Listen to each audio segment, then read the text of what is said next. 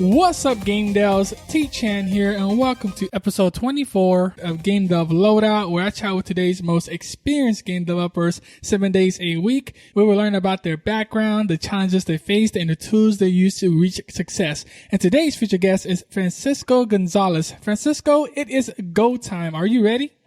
I was born ready. Yes, he is a writer and designer focusing primarily on adventure games. He worked on games such as A Golden Wake and Shardlight. He is also involved as an instructor with Playcrafting New York City, teaching courses on topics such as adventure game design theory and writing interactive dialogue. So go ahead, Fransisco, give us a bit about your personal life and how you got started in the game industry. So how I got started in the game industry? Well, I was a fan of the classic point-and-click adventure games by companies like Sierra Online and LucasArts, and I grew up playing all those games. And when I was in college in about 2001, I was looking on the internet, and I just was looking for something to help me make adventure games, because I had played around with a couple of programs like Maxis had a program called Click and Play that I played around with, but that was more for like making platformers and stuff. I was able to make very crude adventure games in Click and Play, but yeah, I always just really wanted to make my own adventure games. So I was looking online and I found this free to download program called Adventure Game Studio. And just kind of started playing around with it, and I made some games, and I just kept doing it. And then through the community, I met several people, and one of those people was a guy named Dave Gilbert, who started up his own studio in 2006. And he told me, in about 2010, he started actually publishing other people's games, and he told me that, he'd be happy to publish any game of mine if, I could come up with a game. And so a few years later I came up with A Golden Wake, and he published it, and then he hired me full-time to work on Shardlight, which was the next game. And so then that's where we are today right now. Now, let's be more specific. What exactly is an adventure game that you create? Give us an example, or how does that process work? So an adventure game is basically, it's very narrative driven. You usually play as a character who is given some sort of quest or task or some major goal that they have to complete. And by doing so, or in the process of doing so, they usually encounter obstacles or puzzles and characters to talk to and obstacles to overcome. And, depending on the game, the style and the mechanics might differ. Like some games might rely heavily on, you pick items up and you have to figure out how to use one item with another item to combine them and make a third item that will be useful to get past this obstacle. Or, maybe using a piece of rope and a stick to make a fishing rod because you have to get something from the bottom of a river or something like that. Other games, like maybe the more modern Telltale games, are really more based on just like dialogue choices and things like that. But in general, an adventure game, in my opinion, is a game where you as the protagonist have an area that you explore, and you kind of go around and have to overcome obstacles and solve problems and talk to characters and get engaged in a story. Gotcha. And when it comes to developing adventure games, what is something about it that we game devs should know about, but we don't? That is a good question. Something that you should know, but that you don't, is that it's probably a lot more work than you think. And designing puzzles is really, really tough. Designing good puzzles is really, really tough, because there's this sort of sweet spot that you want to find that's very hard to find for a puzzle that is challenging but also logical and fair. Because I've found that, personally, I'm really lean more towards puzzles that are logical, that are based on real world logic. You have a hammer, you should be able to use that hammer to nail a board, not to throw it at a passing bird that you might hit or something. Adventure games sort of get a bad rap for having these absurd, illogical puzzles, and there's definitely a lot of them that have those. But yeah, to find a puzzle that is if you make a puzzle that's too grounded in logic, then people might be like, oh, well, that was too easy because it makes sense. And then if you have puzzles that make no sense, then they're hard because it's like, it's not that they're hard puzzles. It's just that the leap of logic that you need to make to figure out that that's what the developer wanted you to do, that's where the challenge is, really. And that can be more frustrating than anything else. And if people had to teach themselves your expertise, what would you suggest they use? Because I heard you mention the Adventure Games program, or what did you use to make those games? Yeah, it's called Adventure Game Studio, or AGS for short. And yeah, it's a free to download program. It's still available. It's actually still being worked on, despite being about 20 years old now, actually. I think the very first edition of Adventure Game Studio, or Adventure Creator as it was called back then, came out in like 1997. But yeah, it's free to download. It's very easy to pick up. I mean, I don't really have much coding experience aside from my experience from using AGS for the past 16 years, but it's object-oriented scripting. So if you know C# or anything like that, it's pretty easy to pick up. And if you don't, it's pretty easy to learn because the manual is it has really good documentation. And I think that's really important when you pick up a new tool. Do you use anything else besides that? Not to actually put the games together. I mean, like I use, like Photoshop and stuff to do my art. But that's about it, really. Hey, that's all you need. Just 2 programs. Boom. You can make a whole game. Sure. What are common mistakes even at a pro level when people make these type of games? Well, one common mistake that I've noticed is a little bit relying too much on nostalgia for the old games. Like, instead of trying to sort of push forward and innovate the genre, a lot of people tend to stick to sort of the old design tropes, like the stuff I mentioned before, the illogical puzzles, and a few more specific things like mazes and like sliding tile puzzles and like, annoying mini games that nobody really likes, but people still put in there because for some reason they think that it's a good idea. But I don't know. I've kind of been realizing that it seems like, and I don't know why this is, but for some reason it seems like the adventure game genre, as soon as anyone tries to do anything slightly different in the name of innovation, the hardcore fans stop considering it an adventure game. And I don't know why that is, because the other genres don't really. I mean, I've seen other genres that do things differently and people still consider them within their own genre. So I don't know. It's strange. Well, what's an example of someone trying to do something different in an adventure game that, players are just like, oh, that's not an adventure game? Well, for example, like Telltale. Telltale started off making games that were very much traditional adventure games. They were point and click, and you had puzzles and you had inventory items. And nowadays, Telltale games like, for example, The Walking Dead or Tales from the Borderlands or Game of Thrones, things like that, there's very little in the way of puzzles. It's basically just dialogue. And, you're still getting a story. You're still getting an interactive experience where you make choices and you make, the story changes based on your decisions. But there's no inventory and there's no like picking things up or using items. And I didn't play the 3rd season of The Walking Dead, but I heard that the 3rd season of The Walking Dead doesn't even let you walk around the environments anymore. What? Yeah, it's basically just you go from scene to scene pretty much, and there's no real like breathers of walking around. So you take that stuff away and people start screaming that it's not an adventure game. Yeah. When, I mean, it still is, but it just isn't a quote unquote traditional adventure game. That's interesting. They're taking it to, I guess they're trying something new to see how fans react to it. Yeah, I mean, people mostly they're like, oh, this isn't an adventure game. This isn't an adventure game. It's just like an interactive movie. And I can see their point, but yeah, I don't know. Well, now let's go ahead and take this on a more personal level, because Sure. You created 2 games now, and I'm pretty sure you had some difficult moments. What is your worst moment of your career? And like that one moment that's still vivid in your mind, like be very detailed and give us that story. Well, I mean, I'm very lucky in the sense that I saw you asked me this question, and I was really trying to think about how I could answer it, because I've been lucky enough that I don't really have any sort of like traumatic experience or anything yet that I'm like, oh my God, this was the worst day of my life or anything like that.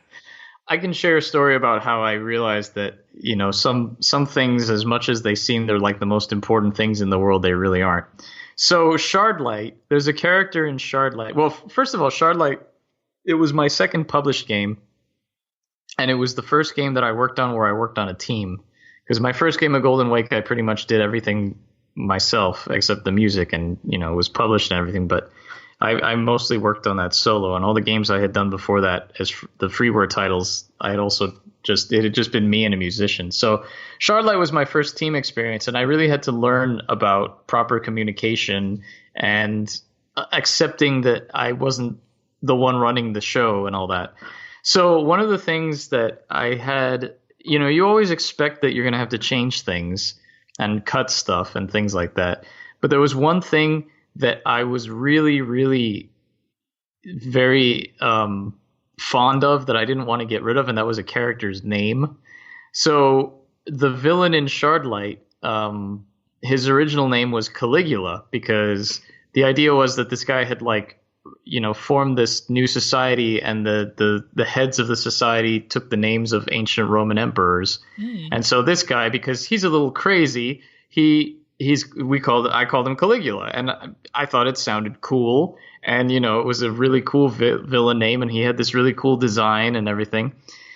And so we were working on the game, and we'd been in production for a while, and it was almost pretty much over halfway through when it was pointed out to me that a few people had been like, well, why is his name Caligula? That's kind of strange. That has certain connotations, because, of course, historically, the actual Emperor Caligula, was insane and did a lot of terrible things. And, it's not necessarily a name that you want to associate with, a normal person, I guess. But at the same time, I was like, well, I mean, he is the villain.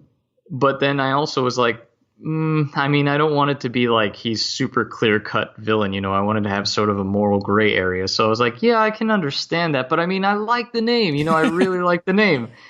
So, after a while, it just was like, okay, look, we really need to change this name. The producer was like, yeah, we really need to change the name because it has too much baggage and, it just doesn't really work. And I was like, but I really like the name. It was like the one thing that I had held on to from the very beginning.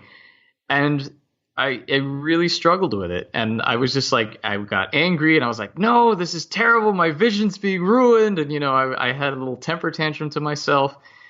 But then I sort of regrouped and I picked up the pieces and I was like, you know what? The only reason that I can give to justify why I want to keep the name is because it sounds cool. And that's really not a good reason. There's many more reasons for why I should change it than why I shouldn't. So in the end, I compromised and we changed the name to Tiberius, which is still a cool name. It's not as cool as Caligula, but it works, and I'm happy with it. So that was probably my worst experience so far, which in the grand scheme of things isn't really all that bad. So that's a great point, because I'm pretty sure some game developers have moments like that where they take things, I guess, too personal, I guess you could say. They just don't want something to change, basically. What do you want to make sure game devs take away from that type of experience? Like, how can they teach themselves to make compromises, faster, so that they don't have to deal with like anger or just being mad about it? I mean, the most important takeaway from that, I think, is that you need to realize that it's important to step back, and because you're so attached to a project, because you spend so much time on it, it's easy to think, okay, well, everything is set in stone. This is my baby. There's nothing that can change. This has to be this way because, either because you're attached to it or because you feel like making any change is going to be a ton of work on top of what you already still have to do. I know I feel that a lot. But the most important thing is that nothing is set in stone and everything can be changed. And honestly, there's nothing so sacred that you have to you can't under any circumstances change it. You always have to be willing to be flexible, and it's important to know that nothing is safe, basically. Yeah. And I don't mean that as a threat in a threatening type way. I don't mean that like people should be like, oh my God, I'm, or paranoid that sort of thing can happen. But I think it's important to accept that sort of thing can happen, especially if you're working on a team. And, it's important to listen to other people's feedback. Yeah. And you don't necessarily have, you don't necessarily have to take people's feedback and accept that whatever someone says is the end all be all. But it is important to be open, and it is important to know that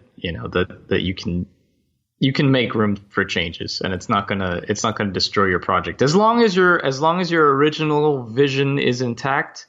That's the only thing that really matters. Yeah, you're good to go if it's all still good in the end. Right, exactly. What is the best investment you've made? And it could be investment of money, time, or energy. And how did you decide to make that investment? I think the best investment I made was when I decided that I was just going to, dedicate my time full time to working on games. Because when I moved to New York 3.5 years ago or so, I came up here with the intention to kind of pursue game design as a sort of side thing, while not a side thing, but I came here with the intention of, working a day job and then kind of trying to get my foot in the door and trying to make the games thing happen in my off time. But after a while, I was just like, you know what? I have enough savings to kind of last me for a while, and I really need this push, and I really need to focus on working on this game. So I invested my time into finishing a Golden Wake, and I did, and I, and that personally was the best thing I could have done, because it got me started on my career path. So. Well, that's awesome, because you actually took the risk of, doing this full time, and it paid off in the end, and you did something you love to do. Exactly. Yeah. Now, the gaming industry is booming. What is like the one thing you're most excited about today? I'm excited about a few of the games coming out on PS4. Oh, like what? Well, I'm really looking forward to the new God of War. And I'm really looking, because I'm like an unapologetic fan of the series. I know a lot of people are like, oh, God of War, yeah. But I love the new direction that they seem to be taking it in, and I'm really excited for the Spider-Man game that's coming out, because that looks awesome. And I feel like there's another one that I was really excited about, but I'm really drawing a blank right now. But yeah, like I tried not to pay too much attention to the stuff at E3, because like I didn't want to get too hyped up over games that probably aren't going to come out for another year or so. Yeah. but I mean, the little things I did see, I was kind of excited about. So yeah, I just, it's been such a long time since I sat down and just enjoyed and played a game that I'm looking forward to trying to do that again, because I'm one of those people that like I can be a workaholic, and so I feel guilty if I'm not working on my game. And so yeah, it's taken me a really long, like I've just now started trying to play some adventure games that I've had on my list for ages. Mm-hmm. Like I just started playing Oxenfree yesterday, and I've been enjoying it, but I've only played one session for like an hour because I haven't gone back to it, because I'm like, I need to work. So. Oh man, that's so good, because you're so passionate about working on your game. So that's awesome. Yeah. Now, don't forget Game Devs. You can check out GameDevLoadout.com for all the show notes. You can also subscribe to my email list to get tips and updates. And now we have reached a crunch time, that phase where Game Devs dread, but we are here to overcome it. Basically, Fransisco, I would ask you quick questions, and you'd be giving us a ton of valuable information in return. Are you ready to crush it and release this show? I hope so. You will. I'll try my best. What was holding you back from becoming a game developer? What was holding me back from becoming a game developer? Well, what was holding me back from being a game developer? I guess having just a career. I used to work as a Spanish interpreter, and that was kind of like my career. But I knew that it wasn't something that I wanted to do. Actually, I'll tell you about my epiphany. Oh, yeah. My epiphany when I decided that I wanted to make games full time. So I had been working as a Spanish interpreter for 4 years, and it was one of those jobs that was cool, but at the same time I really wanted to do something else after a while, because it was just, the kind of things it was a legal thing. So I would see a lot of lawsuits and, a lot of unhappy people and a Oh lot no. of screaming and a lot of lawyers fighting and stuff like that. And it just got to me after a while. And so I decided I was going to quit and move to New York. And so I did. But in the interim, because I quit in like March and I moved to New York in August, in the interim, I decided to go visit a good friend of mine in Australia because I had been wanting to go to Australia for years. But I knew that if I was going to go, I was going to have to like take more than just like a week off. So I was like, all right, I'm going to go to Australia. So I went for 3 weeks and I had a great time and I had a lot of fun. And we actually started brainstorming ideas for what ended up becoming Shardlight. And on the flight back, I was like, you know what? Every single time I go on a trip, like I come back and I'm just like, ugh, I have to go back to work. I want to do something where if I go on a trip and I come back, I want to be like, you know what? I'm ready to go back to work. And I think that thing is going to be game developing. So I'm like, all right, it's time. It's now or never. I'm just going to try it. I'm going to do it. And so I did. Man, I love that attitude. I love that attitude. Yeah. That's great. And now that's how it is. Because like if I go on a trip, which I haven't in a while, but if I do it, I come back. I'm like, yeah, I'm ready to get back to work. Awesome. What's a personal habit that contributes to your success? I think it's what I mentioned before about being a workaholic. Because like right now, as I'm talking to you, I'm working on a background. So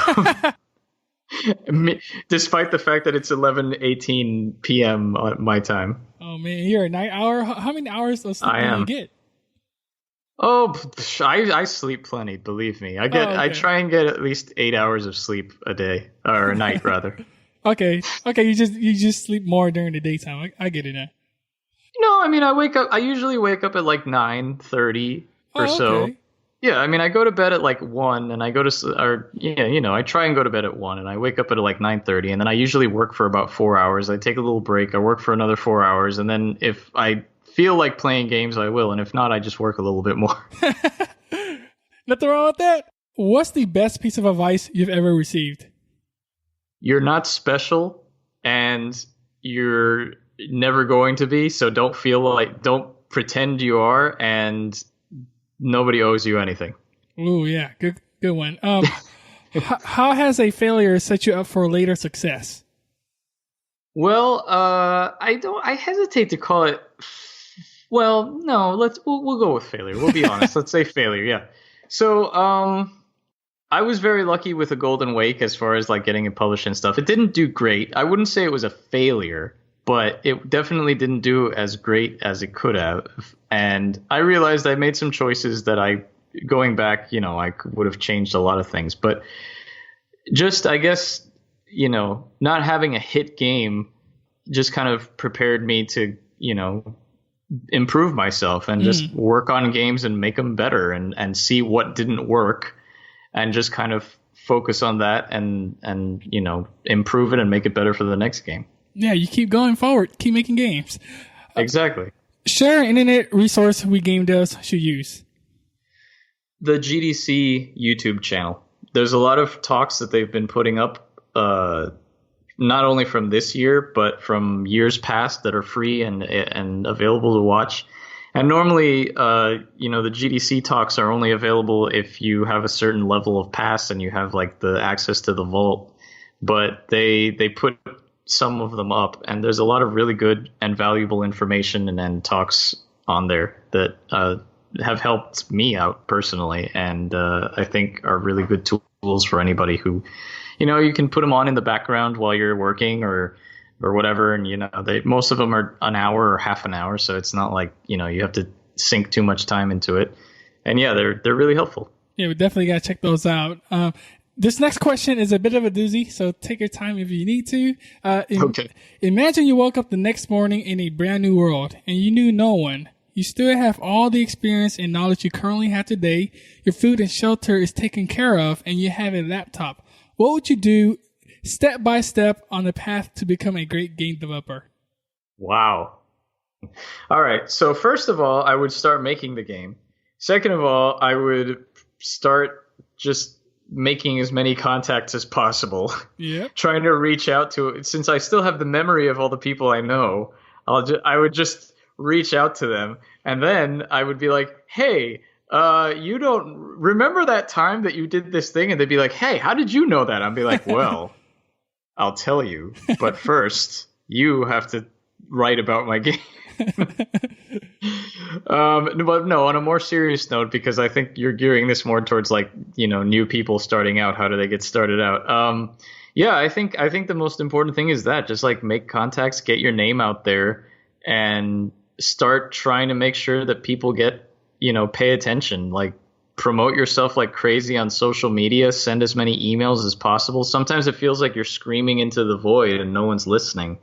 But for every like 50 emails you send, you might get like maybe 3 or 4 bites. It's like fishing. So yeah, I think self-promotion is really important, because in the end you can make the best game in the world, but if nobody knows about it, then if you're trying to make a career out of it, then that's you need to know people, and you need to get to be known. So definitely prioritize working on your game, because it can be a full-time job to advertise yourself. And if you spend all your time advertising yourself and building up hype, and then you don't have anything to show for it, then that can hurt you. So yeah, it's a tricky balancing act, but do your best to just kind of step by step, just make the game and talk about it. And, I used to be worried that I would like alienate my followers on Twitter by constantly talking about my game. But I've come to realize that no matter how many times you tweet something, there's always at least 300 people who've never seen the tweet before. So there's no such thing as too much self-promotion. Oh, I love that. You have to market yourself in the game, because that's bringing in more awareness. Yeah, absolutely. And you're right about the email. I swear, I think I sent over like 150 email and only 30, 40 people answer back. So yep. Don't get discouraged. Just keep marketing yourself out there. Sometimes it only takes one person and to help you out in a big way. So just don't get discouraged or anything like that. Yep. Go ahead and give a parting piece of guidance in how we can connect with you, Fransisco, and then we'll say goodbye. All right. Well, my parting piece of guidance is don't give up. I know it's kind of cliche and trite maybe, but it's important. Just don't give up. Take time for yourself. Make sure that you don't drive yourself crazy doing this, because as soon as it becomes not enjoyable, it becomes work, and game development should be something that you enjoy doing. Because obviously, if you're crazy enough to make a game, you have to be passionate about it, but just be crazy about it. Just don't drive yourself crazy doing it. And if you want to contact me or communicate with me or find me online, my Twitter is at Grundislav Games. That's Grundislav Games, all one word. I also have a Facebook page for Grundislav Games. You can look that up. And yeah, my website is www.grundislavgames.com. Awesome, Fransisco. It's been a pleasure. Thank you so much for sharing your journey with us, and for that, we are truly grateful. We look forward to your future work, and until then, we will catch you next time. Well, thank you. It was a pleasure. Thank you, Game Devs, for listening, and remember that knowledge is only potential power. Execution is the game. So equip yourself with the best loadout and take action today. Go check out GameDevLoadout.com for all the resources. You can also subscribe to my email list to get an awesome freebie, or contact me for feedback, because I would love to hear what you have to say. Until then, join me on the next episode. T-Chan out.